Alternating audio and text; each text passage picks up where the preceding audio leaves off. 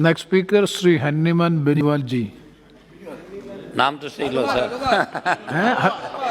मान लिया हनुमान। वो आप प्यार से सही पुकार रहे हो, बिल्कुल है ना।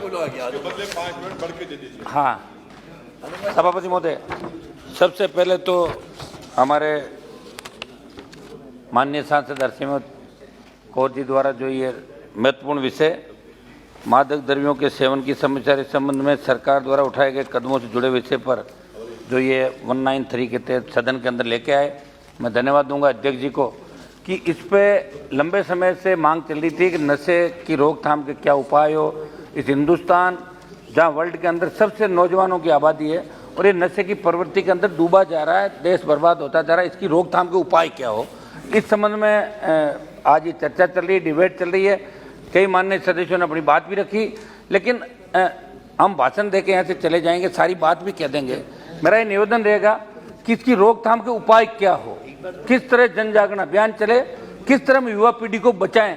आज स्कूल, कॉलेज, यूनिवर्सिटी से लेके और जो हाउस में किस तरह के एलिगेशन भी लगे, देखा मैंने जब हरसिमरत जी बोल रही थी पंजाब के बारे में, पंजाब, राजस्थान, हरियाणा ही नहीं, पूरे देश के अंदर जिस तरह नशे का कारोबार फलता फूलता जा रहा है। और हर व्यक्ति, मैं तो एक निवेदन ये भी करूंगा पॉलिटिकल पार्टियों से कि नशे के कारोबारी, चाहे वो शराब के कारोबारी हो, शराब माफिया, चाहे आपका ड्रग्स माफिया हो, चाहे बजरी माफिया हो, ऐसे लोगों को टिकट ही मत दो आप। जब ऐसे लोग सत्ता के अंदर आ जाएंगे तो निश्चित रूप से जो आदमी जैसा धंधा करके आगे बढ़ता है वो वैसा ही काम करता है। ये पॉलिटिकल पार्टियों को भी देश के हित में ये बातें सोचनी चाहिए कि ऐसे लोगों को राजनीति में नहीं आने। जब राजस्थान के अंदर तो अभी मंत्रिमंडल से लेकर कोई नाराज हो जाएंगे हमारे कांग्रेस वाले, 20 से ज्यादा विधायक और मंत्री जो नशे का कारोबार, दारू का, बजरी का, डोडे का काम करते हैं, तो सारे मंत्रिमंडल में बैठे हैं। ये दुर्भाग्य है। हाँ, मेरी बात, ये दुर्भाग्यपूर्ण बात है। एक मिनट समझ, मेरे मूल बात में आता हूँ। मेरा एक निवेदन था, जब अपन इस पर बात कर रहे हैं तो हमारे सजेशन भी तो होने चाहिए।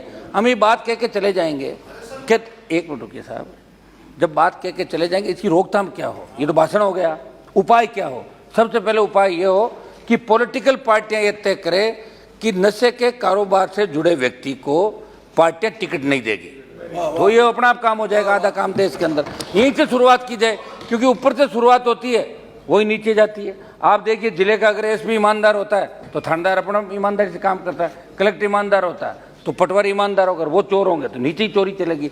तो ऊपर से शुरुआत की जाए, ये मेरी प्रधानमंत्री से अपील है कि शुरुआत भारतीय जनता पार्टी करे, फिर कांग्रेस फॉलो करे टिकट के मामले में। ये निवेदन है मेरा।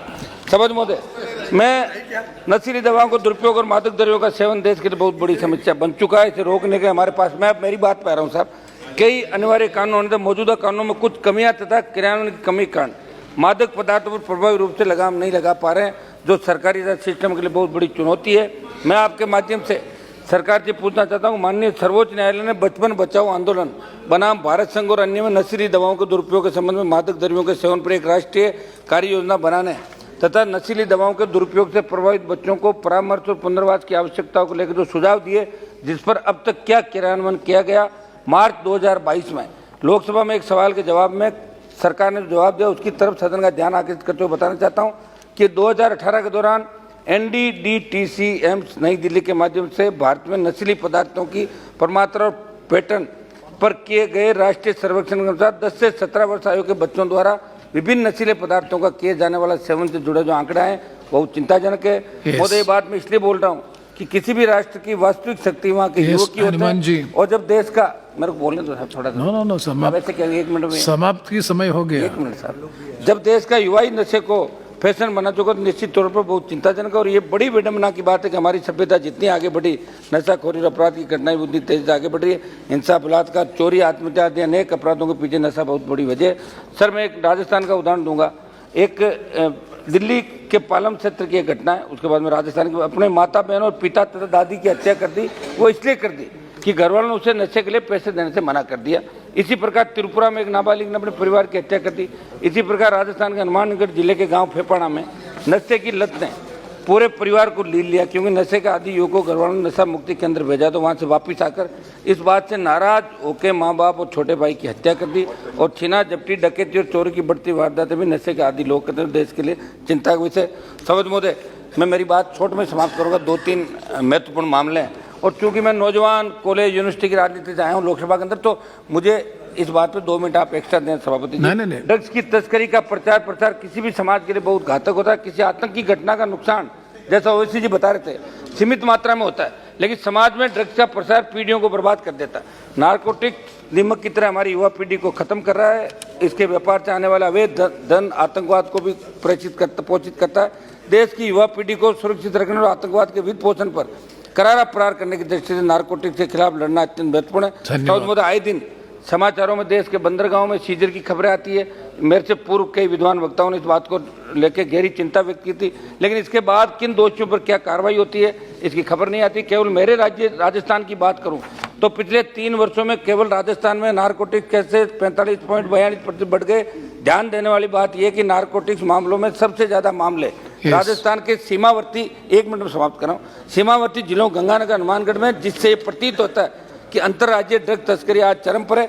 समझ मुझे राजस्थान के युवा बहुत तेजी से सिंथेटिक ड्रग्स में, ये मेरा लास्ट टॉपिक है साहब, ड्रग्स जिसमें एमडी, जिसको बोलते हैं एमडीएमए भी आता है, कि चपेट में आते जा रहे हैं, जो हमारे भविष्य को खतरे में डाल रहा है। लेकिन दुख से बताना पड़ रहा है कि इस समय पूरे प्रदेश में अन्य ड्रग्स की तुलना में सिंथेटिक ड्रग्स की बड़ी खेप पहुंच रही है, जो पंजाब से लेकर महाराष्ट्र तक। ननवीद राणा जी, एक समाप्त कर रहा हूँ, एक लास्ट सेंटेंस मैं लास्ट समाप्त कर रहा हूँ। स्मगल हो रही है। किसी भी प्रकार का नशा मनुष्य की जिंदगी को नरक की तरफ ले जा रहा है। कुछ साल बाद नशा करने वाले जिंदा लाश हो जाते हैं।